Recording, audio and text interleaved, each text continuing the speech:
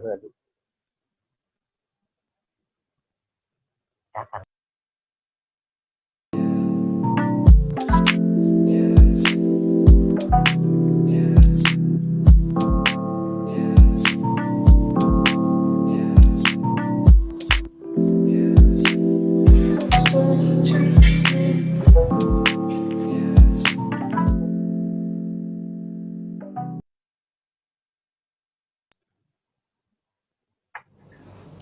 Assalamualaikum warahmatullahi wabarakatuh. Salam sejahtera untuk kita semua. Om Swastiastu, Namo Buddhaya, salam kebajikan dan kuruk semangat. Tribuners dimanapun Anda berada, saya A.S. Kambi, Wakil Pemimpin Redaksi Tribun Timur, kembali bertemu dengan Anda dalam podcast series 352 Sulsel seri ke-6. Kita akan membahas tema membangun Buddha Turatea di masa pandemi, dan telah terhubung dengan kami dari studio Tribun Timur di Jalan Cendrawasih 430 Makassar dengan yang kita hormati, yang kita muliakan bersama Bupati Jenek Ponto Dr. Andes Haji Ihsan Iskandar, Magister Sains MSc, Karaeng Nindra. Assalamualaikum Karaeng. Waalaikumsalam Pak Aris Kambe. Siap Karaeng. Ayo Karaeng, bajik-bajik ji. Alhamdulillah sehat. Ya, dan Pak Bupati, alhamdulillah kami berterima kasih sekali karena didampingi oleh Kadis Infokom Haji Manrancai Sali, Kadis Kesehatan Ibu Susanti Mansur, dan Kepala Bagian Ekonomi Pak Amiruddin. Terima kasih banyak Pak atas kehadirannya bersama kami. Tadi Pak Bupati, kita berbincang dalam rangka menyambut hari ulang tahun Sulawesi Selatan ke-352. Kita semua tahu bahwa tanggal 19 Oktober itu telah disepakati oleh sejarawan kita di Sulawesi Selatan sebagai hari lahirnya Sulawesi Selatan. Dan tentunya Sulawesi Selatan tidak akan ada kalau tidak ada Jenek Ponto Karaeng. Tidak ada Sulawesi Selatan kalau tidak ada Turatea. Maka tidak akan lengkap pembahasan tentang Sulawesi Selatan kalau kita tidak tahu perkembangan tentang Kabupaten Jenek Ponto, tentang Turatea yang kita banggakan bersama. Oleh karena itu, mungkin 1 jam ke depan ini kita akan berbincang tentang perkembangan Kabupaten Jenek Ponto, khususnya di masa pandemi ini, karena kita tahu bahwa dalam 2 tahun terakhir ini, sejak April 2020, seluruh dunia, bangsa kita termasuk Sulawesi Selatan menghadapi cobaan besar, menghadapi masalah yang belum pernah kita rasakan mungkin selama ini, yaitu pandemi COVID-19 atau pandemi Corona. Nah, semua ini merubah segala banyak hal yang sudah direncanakan dengan baik oleh Pak Bupati, terpaksa akan berubah karena ada situasi yang sangat tidak lazim kita hadapi. Nah, itulah yang kita mau perbincangkan, bagaimana perkembangan kita di Jenek Ponto, upaya-upaya kita menanggulangi COVID-19, upaya Pak Bupati tetap menciptakan inovasi yang luar biasa, tetap menciptakan kreativitas yang luar biasa di masa pandemi ini.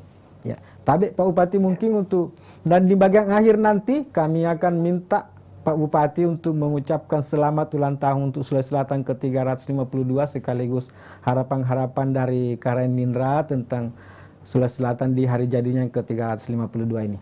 Tapi Pak Bupati, di pertama ini mungkin bisa Pak Bupati menggambarkan kepada kita semua, kepada pendengar kita, bagaimana sebenarnya situasi Kabupaten Jenek Ponto di masa pandemi ini. Kita tahu kan sekarang sudah ada gelombang pertama, kita sudah melewati gelombang kedua yang kata peneliti itu sejak Juni sampai Agustus, September, bahkan September kemarin kita menghadapi gelombang kedua atau serangan varian Delta itu.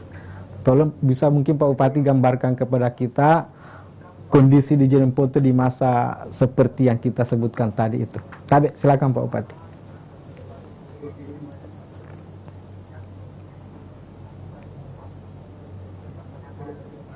Ya, baik, terima kasih Pak Aris Kambe. Assalamualaikum warahmatullahi wabarakatuh. Waalaikumsalam.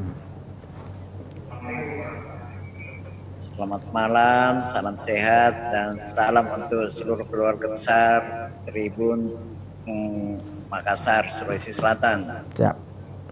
Malam hari ini saya bersama dengan Kepala Dinas Kesehatan sebelah kiri saya, sebelah kanan Kepala Dinas Infocom, dan di sebelah kiri lagi ada Kabak Ekonomi untuk membantu memberikan beberapa keterangan mungkin yang dibutuhkan dalam rangka Hari Jadi Sulawesi Selatan. Baik, terima kasih atas kesempatan ini. Saya berbicara pada kesempatan yang berbahagia ini sesuai dengan tema Membangun Bumi Turatea Kabupaten Jeneponto pada masa pandemi COVID. Bahwa sejak tahun 2020 di Kabupaten Jeneponto ini masuk pandemi COVID itu pada bulan April ya 2020. Di mana pada saat itu Jeneponto baru mengalami terjangkit virus oleh seseorang warga Jeneponto yang bekerja di Makassar. Dan pertama itu kita tangani secara terpadu. Nah, oleh karena itu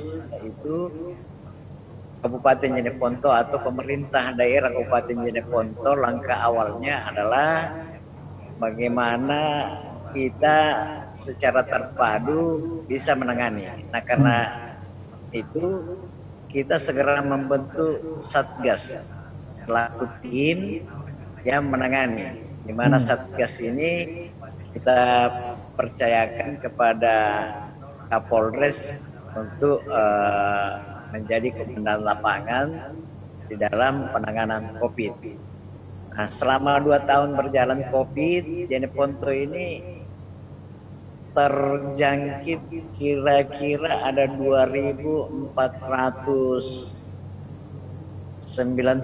orang. Iya. Sampai dengan hampir 2.500. Ya. Tetapi yang kita sudah tangani atau yang sudah sembuh ada 2.412 orang. Dan yang meninggal ada 76 orang. Sedang dirawat sekarang di rumah sakit ada 4 orang. Dan selebihnya ada 5 orang melakukan isolasi mandiri. Yang isolasi mandiri ini kita tetap berikan, tetapi dalam pengawasan oleh tim di lapangan. Nah, karena itu Jeneponto sampai dengan saat ini, karena kita dalam klaster PPKM, kita sudah berada pada level 2. Dengan demikian, proses belajar mengajar terhadap anak didik mulai dari PAUD sampai dengan SMP tetap kita laksanakan. Sertai secara apa namanya ya, urutan waktu sejak tahun 2020 itu karena keras-kerasnya Jeneponto sempat ke zona orange. Pada saat itu kita melakukan proses pendidikan melalui daring, jauh. Nah, seiring dengan perkembangan kemajuan penanganan COVID ini yang semakin membaik di Jeneponto, sekarang kita lakukan pembelajaran tatap muka pada anak-anak didik yang ada di zona hijau. Karena ada beberapa kecamatan di Jeneponto ini, ada 11 kecamatan, Pak Kambe. Ada beberapa kecamatan yang sempat zona hijau, katakanlah Kecamatan Rumbia dan Kecamatan Teroang, dan masyarakatnya di sana kita tetap lakukan proses pendidikan belajar mengajar melalui tatap muka langsung. Sempat juga kita sampai ke level kuning dan kita berhentikan sementara, tetapi saat ini sampai dengan bulan 10 ini kita sudah melakukan belajar tatap muka dengan protokol kesehatan dan mengatur anak-anak untuk tidak satu sekaligus kita bagi 2 gelombang, ada yang masuk pagi sampai dengan siang, ada yang siang sampai dengan sore hari. Ya, ya. Tapi Pak Bupati, Saya kira ya, penanganan COVID di Kabupaten Jeneponto ini sudah sangat terpadu dengan Muspida, ya, dan semua langkah-langkah kita sudah lakukan. Jadi yang pertama membentuk tim, ya, satuan tugas, ya, yang melibatkan seluruh stakeholder. ya, Dan setelah itu kita lakukan sosialisasi, ya, kita melibatkan berbagai elemen masyarakat, termasuk majelis ulama, remaja masjid, organisasi-organisasi kebudayaan, semua sudah bergerak untuk melakukan sosialisasi dalam rangka pemutusan mata rantai COVID yang ada di Kabupaten Jeneponto.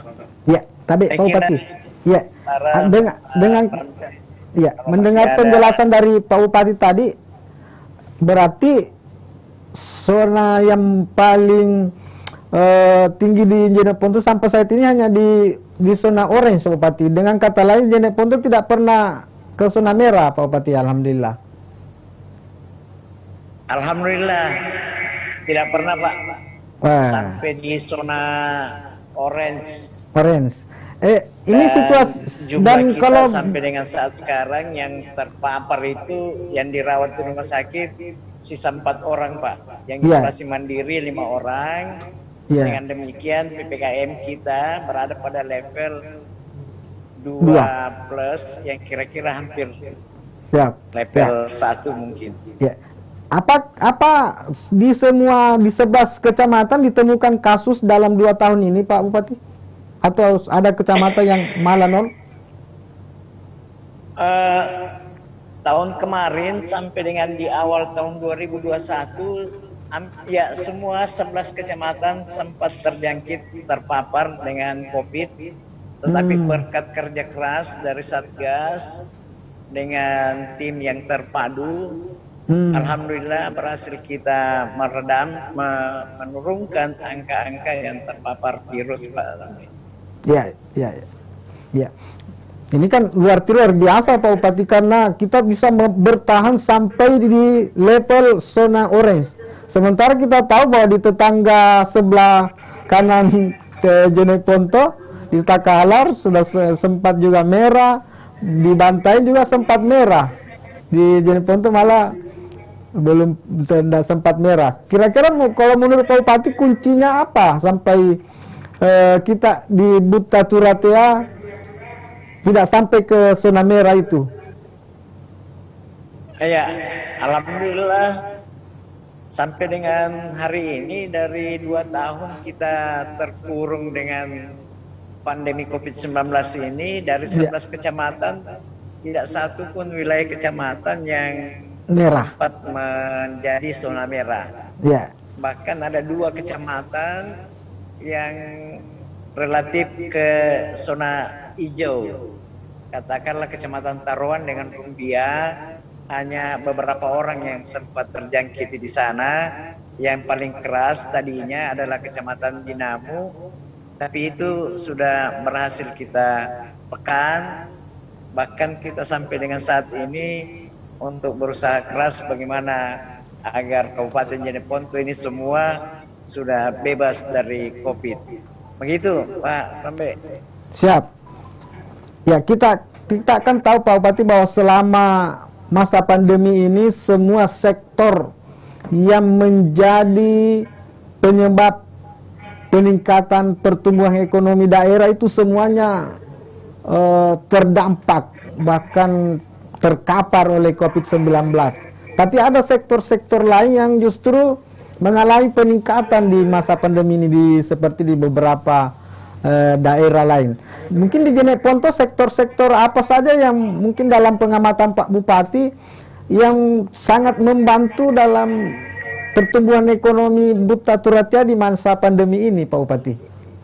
Iya, baik. Jadi ada 5 sektor yang sangat berpengaruh terhadap bagaimana pertumbuhan ekonomi yang ada di Kabupaten Jeneponto ini, Pak. Iya. Kalau itu dikatakan berkontribusi terhadap peningkatan perekonomian, saya bisa sebutkan antara lain sektor pertanian, Wah, di mana kebijakan pemerintah daerah kita lebih fokus kepada bagaimana agar para petani kita ini lebih banyak aktivitasnya untuk melakukan profesinya sebagai petani, ya, di mana tadi saya sebutkan Kecamatan Rumbia dan Kecamatan Taruang ini relatif lebih aman dari pandemi. Di sana ada beberapa sektor pertanian yang menjadi unggulan Kabupaten Jeneponto, sehingga dengan demikian sektor pertanian tidak terlalu terpengaruh. Bahkan tahun ini kita tetap melakukan panen jagung sampai dengan 3 kali, Pak. wah, Dari tidak biasanya kita hanya panen 2 kali, tapi tahun ini kita sempat panen jagung 3 kali, walaupun hektarnya sekitar 30 hektar, tapi kalau kita berdasar pada kebiasaan, tidak biasanya kita panen 3 kali. betul. Sektor perdagangan juga memberikan kontribusi yang tidak sedikit, karena saya lihat aktivitas masyarakat di perdagangan masih tetap berjalan dengan susah payah teman-teman dari petugas, termasuk Satgas, yang setiap saat melakukan edukasi terhadap pelaku pasar yang banyak tidak prokes.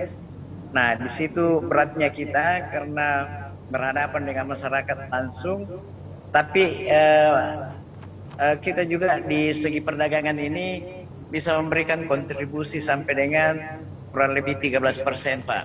Alhamdulillah. Sektor lain pembangunan, misalnya konstruksi juga tetap berjalan sebagaimana dengan schedule perencanaan melalui APBD. Sektor-sektor lain juga berjalan dan semuanya ini mendukung perdagangan dan perekonomian di Kabupaten Jeneponto. Begitu, Pak Rambe. Siap Pak Bupati. Ini banyak penelitian yang mengungkapkan bahwa di masa pandemi ini UMKM justru menjamur, Pak Bupati. Mungkin khususnya di kota. Kami belum dapat gambaran apakah situasi seperti ini juga sebenarnya terjadi di luar kota besar seperti Makassar mungkin, atau di daerah-daerah satelit ibu kota provinsi. Apakah di Jeneponto juga UMKM kita cukup ada peningkatan di masa pandemi ini, Pak Bupati? Iya, Pak. Jadi memang UMKM kita ini semakin banyak. Alhamdulillah. Apalagi khusus di ibu kota, ini Kecamatan Binamu ini di mana ada pasar induk kita kemarin terbakar. Dengan demikian, tetapi masyarakat kita masih tetap menggeliat untuk melakukan aktivitas perdagangan. Nah, UMKM ini semakin banyak, tetapi kita juga melakukan pengawasan dan memberikan perhatian, termasuk bantuan dari mitra-mitra kita, ada dari perbankan, ada BPBD, Bank Sulsel maksud saya, ada BRI, dan bank lain juga memberikan atensi dan perhatiannya yang baik terhadap UMKM yang ada di Kabupaten Jeneponto. Dan alhamdulillah masyarakat yang beraktivitas di perdagangan termasuk UMKM ini secara perlahan kita bisa berikan perhatian dan juga mereka bisa memberikan kontribusi terhadap bagaimana peningkatan perekonomian yang ada di daerah ini, Pak Rambe. Ya. Tapi Pak Bupati, hari ini di Tribun Timur Cetak, kalau mungkin teman-teman sempat membaca, itu ada wawancara kami dengan salah seorang anggota DPRD Provinsi Sulawesi Selatan dari Jeneponto. Dia mengungkapkan bahwa 40% kebutuhan sayur mayur di Goa dan Makassar itu disuplai dari Jeneponto. Ini agak surprise juga bagi kami. Ternyata Goa yang selama ini kita anggap sebagai sumber sayur mayur ibu kota, sumber sayur mayur Makassar, justru disuplai dari Jeneponto untuk kebutuhan sayur mayurnya sebagian di Goa. Bagaimana itu Pak Bupati? Apa memang ada perkembangan yang begitu signifikan di Jeneponto belakangan ini untuk produksi sayur mayur? Iya Pak, mungkin karena beliau anggota DPR, mungkin apa yang dia sampaikan berdasarkan hasil pengamatannya. Tetapi yang pasti bahwa ada 2 wilayah kecamatan Kelarak dan Rumbia itu cukup potensi dalam bidang hortikultura termasuk sayur mayur. Hampir 50 sampai 60 truk kecil pickup itu setiap malam, setiap subuh membawa sayur mayur ke arah Makassar. Bahkan saya juga memantau bahwa ada beberapa teman pedagang kita yang sampai ke Kalimantan. Betul apa yang disampaikan oleh salah seorang anggota DPR, tapi saya tidak berani mengklaim bahwa itu disuplai dari Jeneponto kebutuhan Makassar dan sekitarnya. Tetapi kami betul mengamati, melihat bahwa beberapa pickup itu sayur mayur, mulai kentang, kol, wortel, lombok, cabai dan lain-lain sejenisnya pada ke arah Makassar membawa barang-barang yang dimaksud seperti sayur mayur tersebut. Begitu Pak. Iya, siap. Ya, faktanya bahwa mobil pengangkut kebutuhan sayur mayur itu mulai banyak mengalir dari Jeneponto ke Makassar itu fakta yang tidak terbantahkan itu. Kalaupun Pak Bupati karena tidak mau barangkali jumawa, tidak mau mengklaim seperti itu, tapi faktanya ya seperti itulah, bahwa Jeneponto yang selama ini kalau orang lewat di jalan poros itu selalu menganggap bahwa agak-agak panas kalau lewat situ, agak gersang, tapi faktanya justru menjadi sumber penyuplai sayur mayur untuk daerah yang justru kita kenal selama ini sebagai sumber sayur mayur di ibu kota provinsi di Makassar. Ya. Jadi jangan hanya lihat sepintas atau hanya lihat kulitnya. Ya. Jeneponto ini semuanya potensi Pak. Siap. Alhamdulillah wilayah Kabupaten Jeneponto ini kalau kita lihat wilayahnya ada laut yang menjanjikan banyak ikan, ada rumput laut, bahkan ada garam Pak. Siap. Sangat banyak garam di sini. Kalau kita naik lagi di dataran rendah, kami produsen jagung terbesar mungkin di Sulawesi Selatan. Dan selain jagung, ada beberapa cabai, ada beberapa singkong atau ubi kayu dan sejenisnya. Kalau kami lagi ke atas di 2 wilayah itu yang saya sebutkan menghasilkan sayur mayur, bahkan ada kopi dan cengkeh di Kecamatan Rumbia. Bahkan di atas kita ini di udara Kabupaten Jeneponto ini menghasilkan listrik Pak. Kalau orang Jeneponto ini tidak bersimpati sama daerah tetangga ke Makassar, lalu mematikan semua aliran strom, tidak mengirim garam, ya daerah tetangga ini kira-kira cari garam di mana dan cari strom di mana Pak? Siap. Begitu Pak Rambe. Betul itu Pak Bupati. Kami kalau Makassar mengalami pemadaman bergilir, ya biasanya PLN minta maaf dan selalu alasannya ada gangguan transmisi di Jeneponto. Itu artinya betapa signifikannya itu sumber daya listrik yang dipasok dari Jeneponto untuk kebutuhan di Makassar dan di Sulawesi Selatan pada umumnya. Kami sudah menjadi sumber energi Pak. Iya, siap. Di sini energinya Sulawesi Selatan Pak. Iya.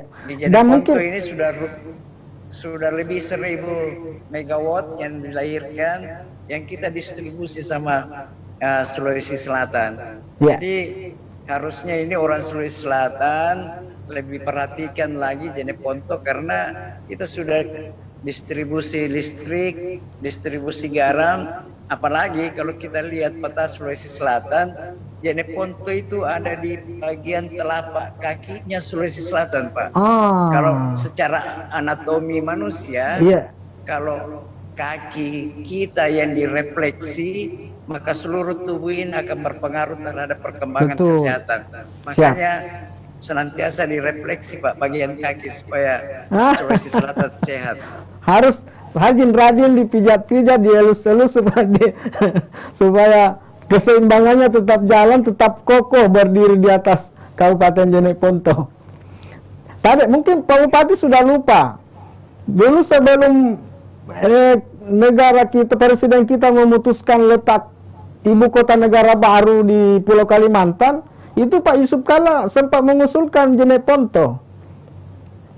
Pak Yusuf Kalla mengatakan Jeneponto itu lebih tepat, di situ lautnya dalam untuk pelabuhan, daerahnya paling stabil, tidak pernah ada gempa, kalau ada gempa tidak akan membahayakan sumber itu, sehingga Pak Yusuf Kalla itu, dan menurut beliau setelah membaca banyak penelitian, mengusulkan bahwa kalau mau di Sulawesi Selatan, mau di Sulawesi, yang paling tepat itu di Jeneponto. Itu berarti Jeneponto memang ada sumber yang luar biasa di situ. Apa Pak Bupati sempat dengar kemarin itu? Ya, dan kami membaca banyak sumber waktu ramai ini di media sosial, di media online. Pak Bupati mengatakan ya kami siap kalau diberi kepercayaan untuk itu, dan berterima kasih, bahkan ya sangat siap sekali sebelum akhirnya diputuskan di Kalimantan. Tapi Pak Bupati, kita kan tahu bahwa ini itu menurut Pak Dhani, bukan sebagai wali kotanya, tapi Pak Dhani yang kita kenal sebagai ahli perencana. ya, Kalau Pak Dhani mengeluarkan pernyataan seperti itu, kami hanya mendukung saja, karena mungkin dari beberapa aspek berdasarkan pertimbangannya, ini tentu pertimbangan ilmiah. Kami mendukung itu, dan cuma tidak terrealisasi seperti apa yang diharapkan oleh Pak Dhani. Begitu Pak Ram. Ya, siap. Ayo, Pak. Tapi ini banyak penelitian pakar ini, ahli epidemiologi, bahwa tapi mungkin, dan kita semua tentu saja berharap supaya mudah-mudahan pengamatan ini, penelitian ini atau perkiraan ini tidak terjadi. Bahwa pada Desember nanti Indonesia akan dilanda gelombang ketiga serangan COVID-19, Pak Bupati. Ini mungkin karena melihat situasi di tengah masyarakat kita. Kalau di Makassar mulai sejak 2 pekan terakhir ini sudah mulai macet di mana-mana, Pak Bupati. Kalau kita keluar sore sudah macet di mana-mana. Pagi-pagi saat angkatan kerja berangkat ke tempat kerja itu sudah macet sekali. Sore kalau pulang kerja macet juga luar biasa. Itu artinya mobilitas masyarakat sudah sangat terbuka sekali sekarang ini. Inilah yang dikhawatirkan oleh banyak ahli, bahwa kemungkinan Desember nanti Indonesia kembali akan mengalami gelombang ketiga serangan COVID-19. Nah, apakah Pak Bupati dan jajaran pemerintah kabupaten di Buta Turatea sudah mempersiapkan antisipasi untuk hal-hal yang tentu saja kita tidak inginkan itu, Pak Bupati? Iya, pada prinsipnya selaku pemerintah kita sudah mengantisipasi. Kalau dibilang siap, mungkin tidak sampai ke sana, tetapi menurut saya ramalan itu jangan terlalu dibesar-besarkan. Itu hanya fiksi dan belum sampai kenyataan. Tetapi toh kalau sampai itu menjadi realita, maka kita akan terima dan kita akan tetap siap untuk melaksanakan seluruh prosedur penanganan. Semoga saja tidak, karena kondisi alam Jeneponto tidak terlalu bersahabat dengan COVID. Kenapa? Karena di daerah Kabupaten Jeneponto ini, Pak, kondisinya agak panas, tambah dengan angin yang kencang. Masyarakat kita ini juga semua sangat aktif untuk melakukan kegiatan-kegiatan yang saya bisa katakan bahwa semua sudah tingkat kesehatannya sudah bagus, tetapi ya kalau itu terjadi kita juga sudah siap Satgas masih ada, penganggaran seolah dalam APBD, baik APBD pokok maupun APBD perubahan kita sudah siapkan semua untuk penanganan. Tapi semoga saja tidak, Pak Rambe. Siap. Kita semua berharap, berdoa semoga seperti yang disampaikan Pak Bupati tadi itu hanya benar-benar prediksi yang mudah-mudahan tidak akan terjadi. Tapi Pak Bupati, ini kan corona ini benar-benar hal baru bagi kita ini. Mungkin juga Pak Bupati awalnya, dan saya kira semua orang awalnya tidak percaya bahwa ada betulkah yang seperti ini. Kapan Pak Bupati baru sampai pada tahap yakin bahwa benar-benar ada yang namanya corona ini? Putus. Ya, ini kan selama ini kita seakan-akan bahwa apa betulkah ada ini, kita tidak lihat corona ini benar ada, padahal dampaknya benar-benar ada gitu. Pak Bupati apakah juga pernah mengalami keraguan seperti itu? Ya, tadi halo? Kadang putus, Pak. Iya. Bagaimana pertanyaannya saja? Iya, tadi. Ya, ini tentang corona, Pak Bupati. Kan ini benar-benar hal baru bagi kita. Tidak pernah kita tahu tentang hal ini. Banyak orang yang ragu bahwa apakah betul ada. Apakah juga Pak Karenindra juga pernah mengalami keraguan-raguan bahwa jangan sampai ini hanya rekayasa, jangan sampai ini hanya strategi, apakah seperti yang juga sempat beredar itu. Apakah Pak Bupati juga sempat merasakan seperti itu? Ya, sama di Jeneponto. Bahkan Jeneponto ini lebih keras, Pak. Ya. Bahwa masih banyak masyarakat kita yang tidak percaya terhadap corona. Bahkan lebih percaya kepada hoax. yang jadi masalah adalah hoax ini yang lebih menyebar, sehingga kita bekerjanya ekstra untuk bagaimana meyakinkan masyarakat bahwa ini penyakit ada. Walaupun demikian, orang Jeneponto ini menganggap penyakit ini sama dengan penyakit flu atau demam biasa saja. Sehingga dengan demikian tidak menjadi semacam gangguan psikologis untuk lebih takut begitu. Tapi orang Jeneponto ini perlu diedukasi terus untuk meyakinkan bahwa penyakit ini cukup mengancam masyarakat kita yang ada di daerah. Dengan demikian mereka mau melakukan kehidupan sehari-hari secara sehat. Tapi berkat kerjasama kita semua, Muspida, ulama, alhamdulillah masyarakat juga secara perlahan melihat kenyataan bahwa COVID itu ada, dan mereka sudah sadar untuk mau secara perlahan-lahan untuk berpola hidup sehat. Begitu, Pak? Iya, siap. Dan itu tentu saja itu kan tidak lepas dari peranan teman-teman di Dinas Kesehatan dan Dinas Infokom, Kang Pak Bupati, sebagai garda terdepan di sosialisasi di penanganan kesehatan. Mungkin ada tambahan dari Ibu Pak Kadis Infokom dengan Ibu Kadis Kesehatan barangkali, Pak Bupati. Tabe. Kadis Infokom, Kadis Kesehatan, dan Kabak Ekonomi Pak yang mendampingi saya. Iya. Kalau masih membutuhkan keterangan-keterangan, silakan ditanya, Pak.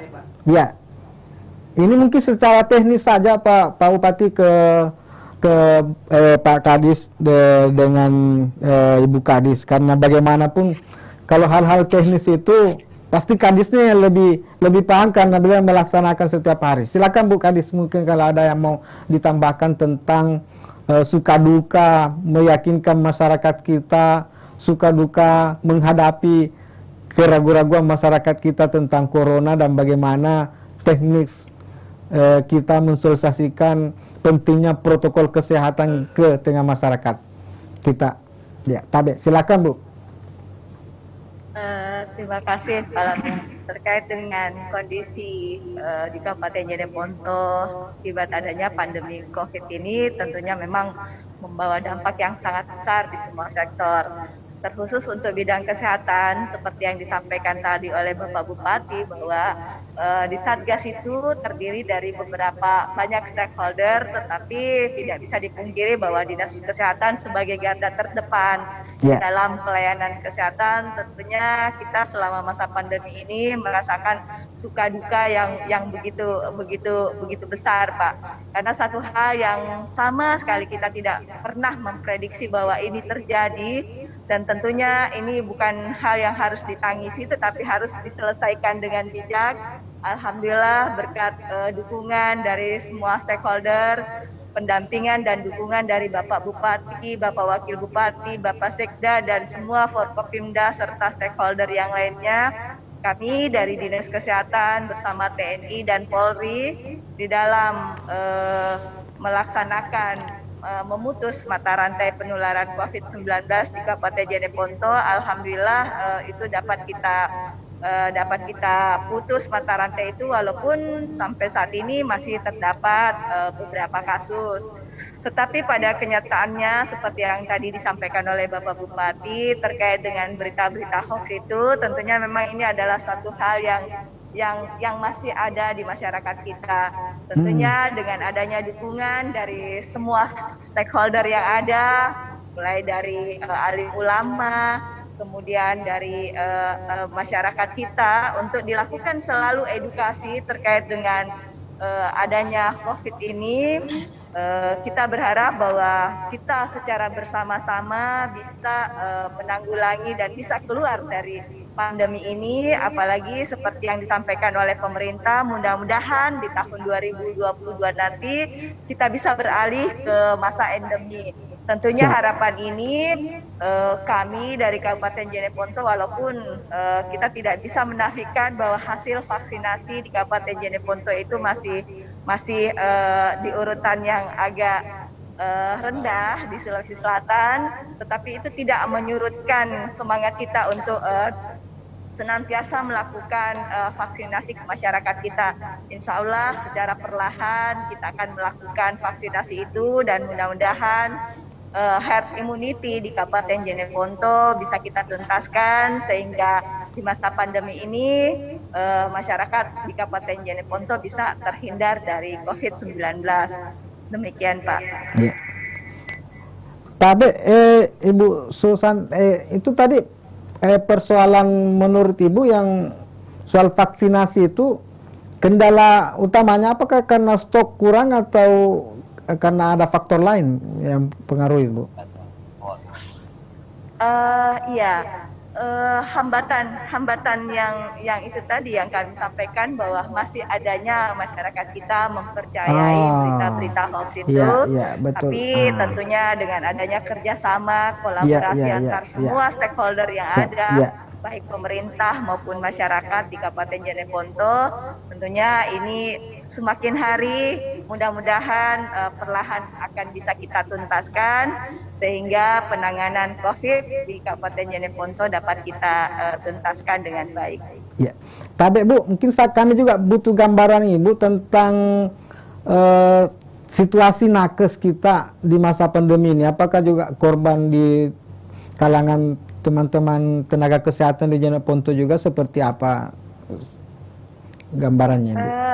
Izin Pak menyampaikan bahwa alhamdulillah sampai saat ini nakes-nakes kita masih tetap semangat untuk selalu bisa berada di garda terdepan atas kepemimpinan Bapak Bupati. Dengan adanya pemberian insentif nakes itu, tentunya ini memberikan semangat yang sangat luar biasa kepada nakes-nakes kami, bahwa alhamdulillah sampai saat ini nakes-nakes kita telah diberikan insentif dari bulan Januari sampai Agustus untuk tahun 2021.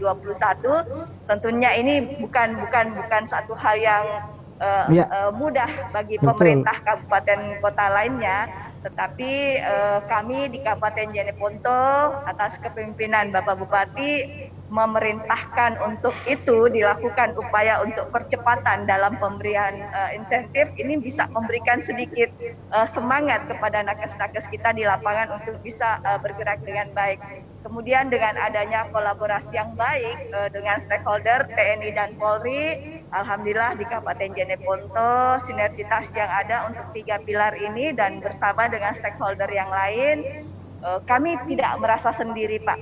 Jadi semua bisa dilakukan secara bersama-sama dan itu bisa memberikan dorongan dan semangat yang sangat besar sekali bagi nakes-nakes kami. Demikian, Pak. Ya. Apa ada juga tenaga kesehatan kita yang sempat jadi korban kemarin, Bu, di gelombang pertama dan gelombang kedua ini? Korban dari... Bisa diulang? Ya, tapi apa ada juga korban dari tenaga kesehatan kita di Jeneponto, Bu? Oh iya, Pak. Kalau yang namanya terkonfirmasi positif COVID, ya termasuk Bapak Bupati juga terkonfirmasi positif COVID. Kami juga sebagai Kepala Dinas Kesehatan juga terkonfirmasi positif COVID. Kami dari nakes-nakes yang ada memang ada beberapa juga, Pak, yang terkonfirmasi positif. Tapi alhamdulillah itu bisa kita tangani dengan baik dan alhamdulillah semuanya sembuh berkat dukungan dari semua masyarakat, dari pimpinan kita, dari Bapak Bupati dan stakeholder yang lain, bahwa alhamdulillah nakes-nakes kami yang terkonfirmasi positif COVID juga bisa disembuhkan dan sampai saat ini tetap berkegiatan dalam rangka pemutusan mata rantai penularan COVID, Pak. Ya, apa itu berarti bisa kami katakan bahwa di Jeneponto tidak ada nakes yang menjadi korban meninggal dunia karena COVID-19? Begitukah maksudnya, Bu? Untuk tahun 2021 juga masih tetap ada, Pak, yang terkonfirmasi positif COVID, malah setelah vaksinasi juga masih ada. Jadi dengan adanya vaksinasi ini memang memberikan kekebalan yang lebih. Kami tidak bisa membayangkan seandainya saja nakes-nakes kita ini tidak diberikan vaksinasi lebih awal mungkin ya pada program ini oleh pemerintah, tentunya akan memberikan kesulitan karena nakes-nakes kita adalah sebagai garda terdepan.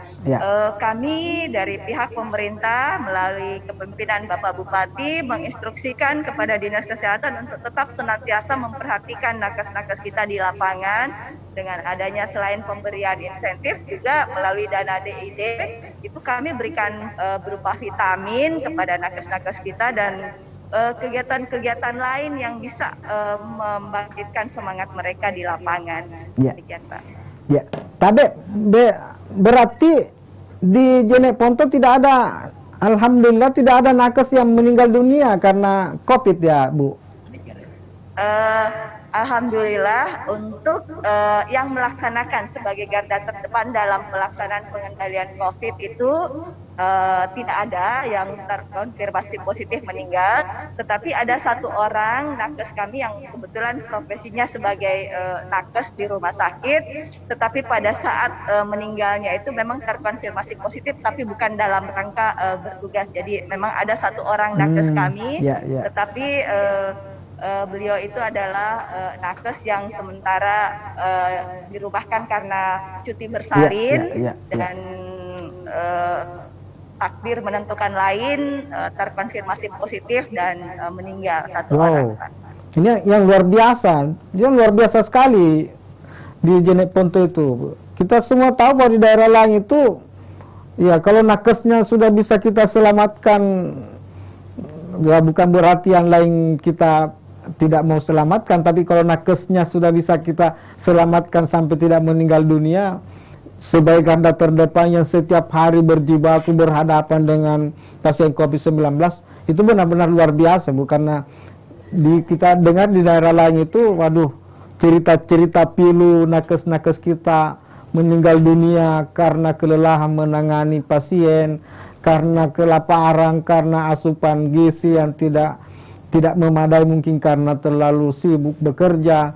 Itu banyak sekali cerita-cerita seperti itu kita dengar, tapi alhamdulillah di Jeneponto ini ternyata itu tidak terjadi. Ini benar-benar luar biasa, dan saya kira ini terjadi karena ada kepemimpinan yang kuat di Buttaturatea ini. Karena Nindra ini luar biasa ini.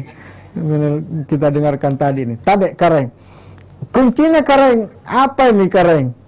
Ini tidak gampang loh memimpin daerah seperti Jeneponto ini, apalagi di masa pandemi. Tade mungkin bisa Kareng ceritakan kepada kita ini. Kuncinya bagaimana memimpin suatu daerah yang ya Tade mungkin tidak apa seperti kita selama ini kan kenal bahwa Jeneponto itu terkenal karena warganya tegas, karena bahkan ada yang mengatakan keras, karena apa itu. Bagaimana memimpin daerah seperti ini Pak Bupati? Sebenarnya saya pribadi, saya, keluarga, ibu, anak, cucu terkonfirmasi COVID-19 di awal-awal. Kira-kira bulan Juni, Juli yang lalu 2020 saya terpapar dengan COVID-19.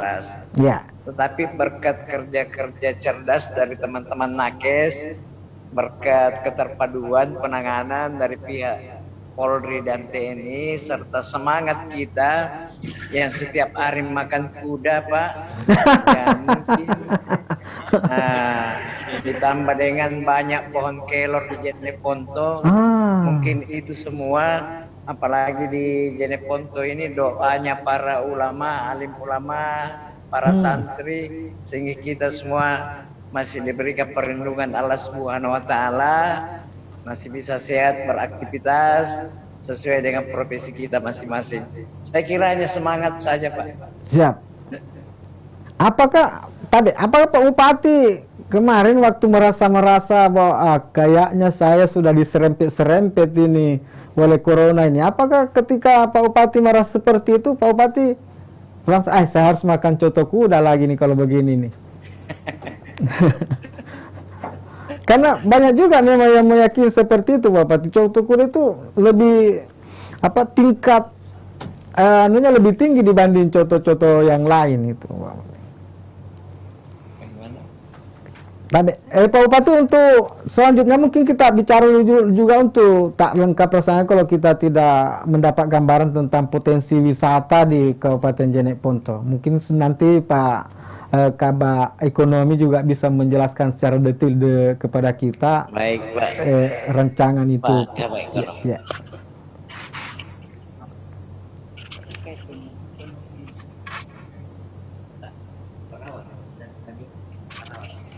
Ya, bisa diulang anunya Pak? Ya. Kita butuh gambaran untuk pengembangan sektor-sektor yang bisa menunjang segera di masa endemi. Ya, katakanlah seperti yang diharapkan oleh Ibu Kadis Kesehatan tadi, bahwa 2022 katakanlah kalau kita sudah memasuki masa endemi, kira-kira sektor-sektor apa yang harus segera dipicu untuk meningkatkan perekonomian di Jeneponto? Mungkin pariwisata misalnya, Ya, atau baik, Pak. sektor apa seperti yang telah disampaikan tadi oleh Bapak Bupati, bahwa di Jeneponto kita di sini sektor yang sangat memberikan kontribusi besar terhadap pertumbuhan ekonomi adalah pertama tadi disampaikan sektor pertanian, peternakan dan perdagangan, kehutanan. Kemudian sektor lainnya yang sangat menunjang adalah sektor perdagangan. Selanjutnya sektor seperti yang dijelaskan dan disampaikan tadi oleh Bapak Bupati, bahwa sektor UMKM juga itu sangat memberikan kontribusi besar, karena hanya di sektor itu yang menjadi ujung tombak, kalau boleh saya sampaikan, di dalam mendukung program nasional itu pemulihan ekonomi. Karena hanya geliat-geliat UMKM di daerah yang mampu di saat pandemi sekarang ini mampu tetap berjalan, sehingga beberapa sektor tadi itu sangat besar dan berkontribusi besar terhadap pertumbuhan ekonomi di Jeneponto. Sekian Pak. Iya. Kalau wisata, potensi-potensi wisata yang mungkin bisa kita kembangkan. Baik Pak. Potensi wisata juga sangat di saat sekarang ini sangat mendukung. Di beberapa minggu kemarin ada beberapa pihak perbankan, dalam ini Bank Indonesia, sudah melakukan kunjungan survei dan terus melakukan pendampingan bagaimana sektor wisata bisa dikembangkan lagi, karena bisa saya sampaikan bahwa sektor pariwisata ataupun potensi-potensi destinasi yang ada di Kabupaten Jeneponto saya kira cukup banyak, tinggal bagaimana bantuan dan pendampingan dari pihak-pihak perbankan misalnya atau sektor swasta yang bisa mengembangkan sektor bisa wisata barangkali bisa barangkali Pak Amiruddin gambarkan, sebutkan ke kita, mungkin ada pendengar kita, pemirsa kita atau penonton kita mendengar itu, waduh saya mau ke sana deh. Yes. Ya. Tempat-tempat itu, tempat-tempat yang menarik untuk dikunjungi di Jeneponto. Iya Pak, ada banyak tujuan destinasi. Mulai kita memasuki perbatasan Jeneponto di Kecamatan Bangkala sana, ada namanya Batu Siping. Kemudian di situ apa di situ Pak? Di Batu Siping itu apa di situ? Kecamatan Bangkala ada namanya Lake Surfing. Bahkan itu sudah mendunia Pak itu. Dan masih banyak lagi Pak. Ada di Rumbia, ada Bos Solo, ada kemudian ada di Taruan juga. Demikian. Ya. Dulu beberapa tahun yang lalu itu ada penelitian bahwa Hollywood yang menjadi tempat bikin film di Amerika Serikat itu ada tempat di Jeneponto yang tak kalah hebatnya dibanding Hollywood itu, yang bisa dipakai untuk lokasi pembuatan film di Jeneponto itu. Mungkin tuh nanti bisa ada nanti suatu saat nanti investor yang tertarik untuk bikin film di situ. Ya, Pak, yang menjadi lokasi pembuatan film Detoing itu tempatnya di Kecamatan Bangkala. Ya. Siap. Tapi saya kira lokasi yang lebih bagus dan sebagus itu masih banyak Pak di Jeneponto. Iya. Siap. Ya, mungkin Pak Bupati, mungkin Pak Kadis Infokom kita juga perlu memberikan ketegasan kepada kita. Sebenarnya apa sih yang perlu segera kita kembangkan di Jeneponto ini di masa endemi nanti ini? Katakanlah tinggal 2 bulan lagi deh kita mengalami pandemi, bulan Januari, ayo kita start. Tentu saja kita berharap seperti itu. Apa yang akan segera teman-teman dari Dinas Infokom katakanlah kampanyekan ke dunia luar bahwa inilah Jeneponto, datanglah ke Jeneponto, ada begini di Jeneponto yang bisa kita nikmati di sini. Terima kasih Pak.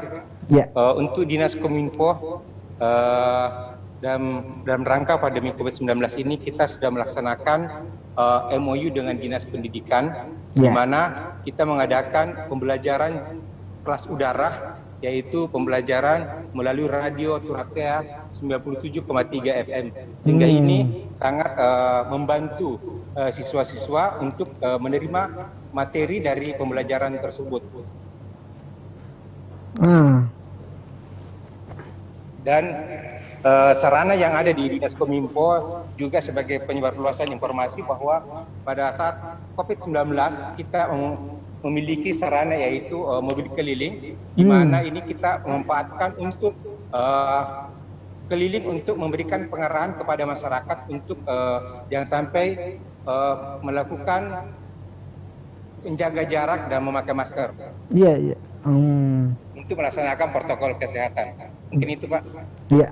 Jadi benar-benar teman-teman dari Dinas Infokom ini hadir di tengah-tengah masyarakat kita, bukan hanya memberikan imbauan dari kantor, tapi hadir di tengah masyarakat kita, mungkin langsung memberikan contoh begini pakai masker yang baik, begini cara cuci tangan yang baik, begini seharusnya kita menjaga jarak.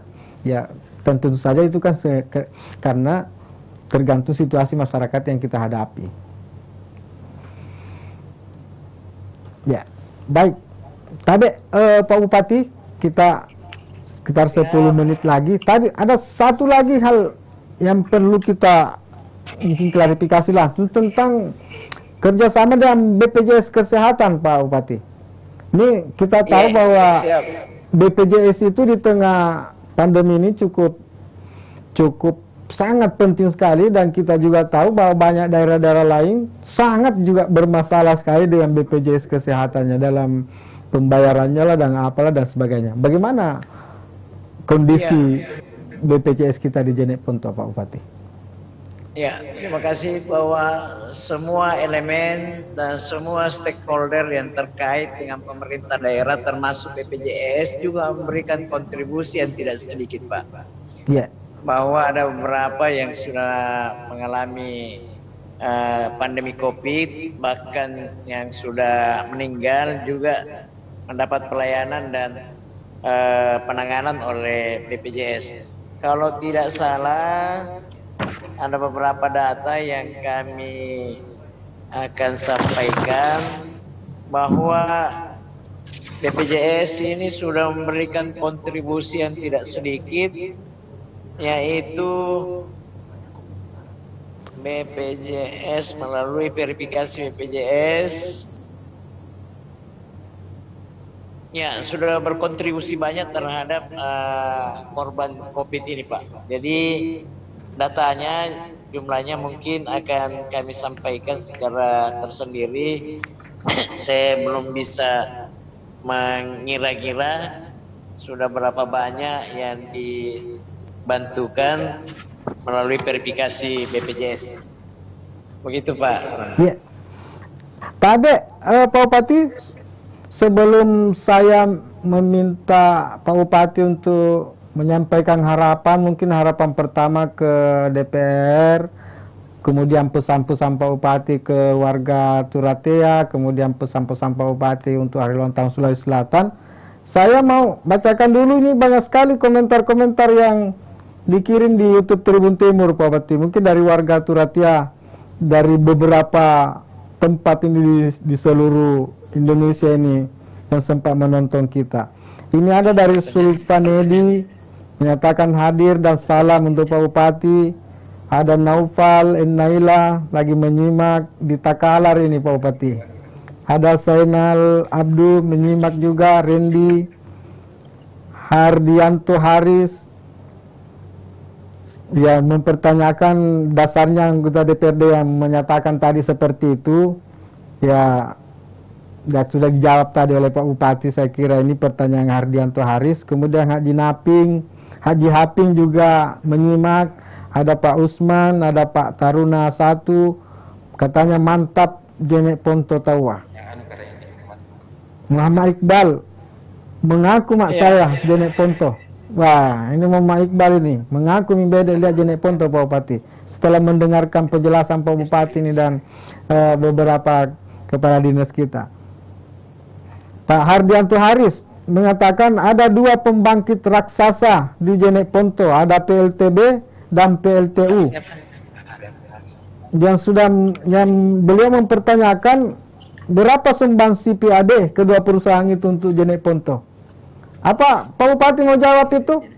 Sumbangsi PLTB dan PLTU untuk PAD katanya, Pak Bupati. Ini ada pertanyaan dari penonton kita.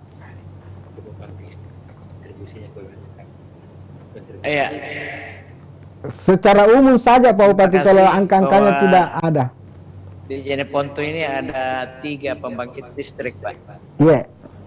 2 dari pembangkit listrik tenaga uap, 1 punya PLN yang menghadirkan kurang lebih 1000 megawatt, 1 dari PT Bosowa yang melahirkan juga kurang lebih 1000 megawatt, ditambah dengan pembangkit listrik tenaga bayu yang ada saat ini. Kalaupun ada kontribusi bahwa semua itu kita belum melakukan secara langsung untuk materi, belum, tapi dampak dari aktivitas yang dilakukan oleh pembangkit listrik ini sangat menunjang roda perekonomian di Kabupaten Jeneponto. Untuk saat ini kami baru mau menggunakan penggunaan retribusi bagi tenaga asing yang ada di 2 PLTU, dan yang lainnya belum diatur oleh peraturan daerah, sehingga kami belum menindaklanjuti untuk melakukan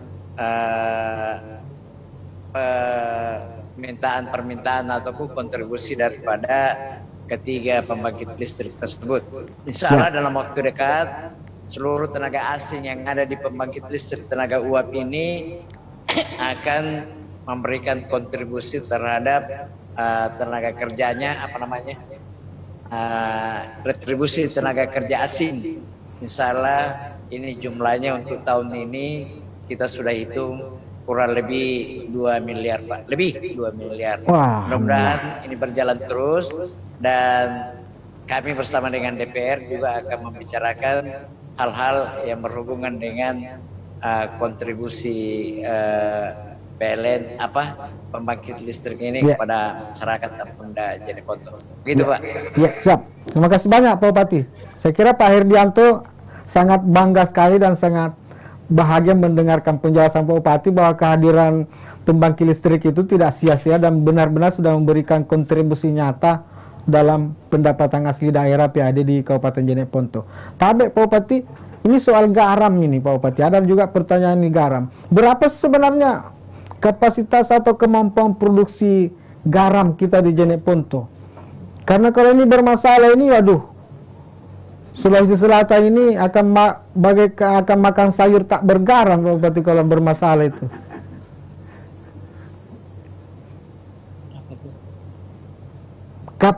Kemampuan produksi garam kita di Jeneponto sekarang ini seperti apa Pak Bupati? Produksinya? Kemampuan apa tuh? Garam. Tabe. Garam. Iya. Iya. Jadi potensi garam yang ada di Kabupaten Jeneponto ini Pak, ada kurang lebih 900 hektar lahan yang siap untuk panen setiap saat. Jadi ada 5 wilayah kecamatan yang masing-masing mempunyai ladang garam yang membutuhkan penanganan atau manajemen yang lebih bagus, karena kemampuan pemerintah daerah dalam penanganan garam ini masih belum bisa optimal, di mana garam Jeneponto ini masih garam tradisional yang membutuhkan teknologi, yang membutuhkan pemasaran, yang membutuhkan tambahan permodalan dalam rangka bagaimana meningkatkan pendapatan petani garam. Nah, mudah-mudahan ada di antara teman-teman kita yang bisa membawa garam Jeneponto ini pada perdagangan internasional sehingga bisa menjanjikan kesejahteraan bagi petaninya. Jujur, saya sudah pernah membawa ke Jepang ini barang garam ini ke Hakata Salt di Jepang, tetapi dengan sangat menyesal Hakata Salt di Jepang belum mau menerima karena kualitas garam kita belum sesuai dengan standar yang dibutuhkan di sana. Dengan demikian kami kerjasama dengan Universitas Hasanuddin, bagaimana cara kita bersama untuk meningkatkan kualitas garam yang ada di Jeneponto. Insya Allah standar yang dibutuhkan oleh Jepang dalam waktu singkat ini karena sudah ditangani oleh Unhas, mudah-mudahan kita bisa capai itu dan kita akan lakukan hubungan kembali dengan Hakata Salt di Jepang. Begitu Pak. Ya, berapa hektar lahan Pak Bupati yang sudah ditangani langsung yang kerjasama dengan Unhas sekarang Pak Bupati? Bisa ada gambarannya itu? Ada 898 hektar ladang Pak yang siap dipanen. Tetapi kalau ini bisa memberikan kesejahteraan bagi petani garam, tidak tertutup tambak-tambak lain yang tidak terlalu produktif di bidang perikanan, mungkin akan beralih ke garam untuk mencari tambahan-tambahan penghasilan. Itu Pak Ramen. Apakah yang 800-an hektar itu garam yang sudah hasil kerjasama dengan UNAS dalam pengelolaannya tadi, Pak Bupati, sehingga kualitasnya sudah standar Hakata tadi? Saya mapping saja Pak, bahwa ada 5 kecamatan penghasil garam di Jeneponto ini, mulai dari Bangkala Barat, Bangkala, Tamalatea, Arumkeke, dan Taruang. Tetapi untuk sementara kualitas garam yang sedikit lebih bagus kualitasnya adalah yang ada di Arumkeke. Sehingga penanganan kita lebih banyak untuk bagaimana lebih fokus ke Kecamatan Arumkeke untuk peningkatan kualitas. Kalau peningkatan kuantitas, saya bisa menjamin ini lebih banyak kalau misalnya ada pasar yang bisa menjanjikan keuntungan lebih baik ke depan. Begitu Pak. Tapi Pak Bupati, benarkah orang-orang Jeneponto sendiri agak takut makan garam karena katanya nanti darah tinggi? Atau hanya hoax saja, atau hanya apa informasi apa yang... Kita semua mengkonsumsi garam, dan kalau orang Jeneponto tidak kasih garam orang Sulawesi Selatan, ya ambil dari Madura barangkali. Saya kira itu hanya anekdot saja Pak. Iya, anekdot ya, tapi ya, tapi Pak Bupati, kita sudah pas 1 jam berbincang seperti yang kita harapkan tadi, dan memang sesuai dengan tujuan kita untuk melakukan perbincangan seperti ini. Diakhiri dengan harapan-harapan dari Pak Bupati. Mungkin harapan pertama dari Karangindra untuk teman-teman DPRD Kabupaten Jeneponto, apa harapan Pak Bupati ini sehingga eksekutif dan legislatif di Buta Turatia bisa lebih sinergi lagi untuk menyambut era endemi di Buta Turatia? Baik, terima kasih. Pada kesempatan yang berbahagia ini, saya diberikan kesempatan, oleh karena itu saya minta yang pertama kepada Bapak Ibu anggota DPR yang terhormat. Kerjasama kita antara legislatif dan eksekutif sudah berjalan bagus selama ini. Mudah-mudahan ke depan ini bisa terjaga dengan baik dan kita lebih tingkatkan lagi, karena saya anggap bahwa kontribusi dari pemikiran Bapak Ibu anggota DPR yang ada di Jeneponto 40 orang ini sudah sangat mendukung pelaksanaan pemerintahan, khususnya dalam bidang pengawasan, dalam bidang pembuatan undang-undang dan penganggaran.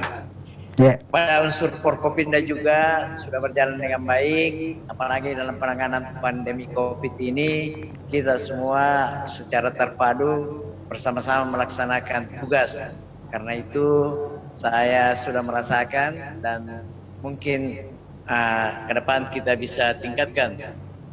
Pada seluruh masyarakat Kabupaten Jeneponto, saya mengimbau dan mengharapkan juga agar senantiasa menjaga kesehatan, tetap melakukan aktivitas-aktivitas, tetapi tidak melupakan protokol kesehatan. Tetap menjaga budaya kita, Pulau Sibatang, Aceras Sitongka-tongka. Tetap kita bersatu, walaupun kita dipisahkan dengan berbagai macam perbedaan. Tapi dalam konteks kebersamaan, orang Jeneponto tetap bersatu. Pada pemerintah dan masyarakat Sulawesi Selatan, saya juga mengucapkan selamat hari jadi Sulawesi Selatan yang ke-352. Semoga di usia yang sudah semakin tua ini membawa Sulawesi Selatan semakin jaya, dan kita semua tetap Pulau Sibatang. Sukses kita semua. Pak Gubernur, Ibu Ketua DPR, Forkopimda Sulawesi Selatan, dan seluruh masyarakat Sulawesi Selatan. Selamat Ki, pada selamat. Terima kasih banyak, luar biasa Pak Bupati. Tribuners, satu hal yang sangat unik dan mungkin satu-satunya di Indonesia yang ada dan hanya ada di Jeneponto, bahwa pasar kuda satu-satunya di Indonesia itu hanya ada di Jeneponto. Dan ini benar-benar nyata, ada satu pasar di sana dan hanya kuda yang dijual di situ. Mungkin di NTB bisa berbangga selalu mengadakan lomba kuda pacuan kuda setiap tahun, tapi mereka tidak punya pasar kuda. Nah, mungkin kudanya dibawa dari Jeneponto. Dan itu suatu keunikan, dan mungkin kesempatan lain kita akan bahas ini potensi kuda di Jeneponto ini. Dan saya kira sekarang kuda sudah menjadi olahraga internasional, sudah menjadi olahraga elit di negara-negara Eropa, bahkan sudah menjadi olahraga elit. Dan ini benar-benar penting untuk kita bahas suatu saat nanti di kesempatan berikutnya di Jeneponto ini.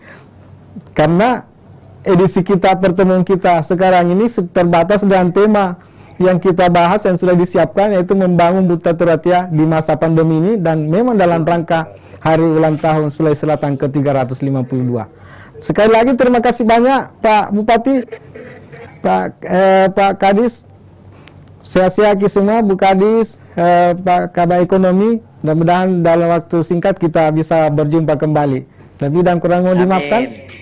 Ya, billahi taufiq wal hidayah. Assalamualaikum warahmatullahi wabarakatuh. Waalaikumsalam warahmatullahi wabarakatuh. Mana merokok?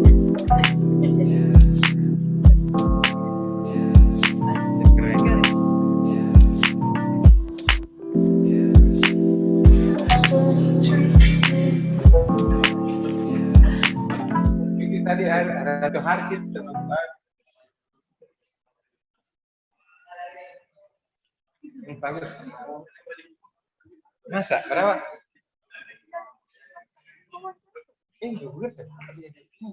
Bagus.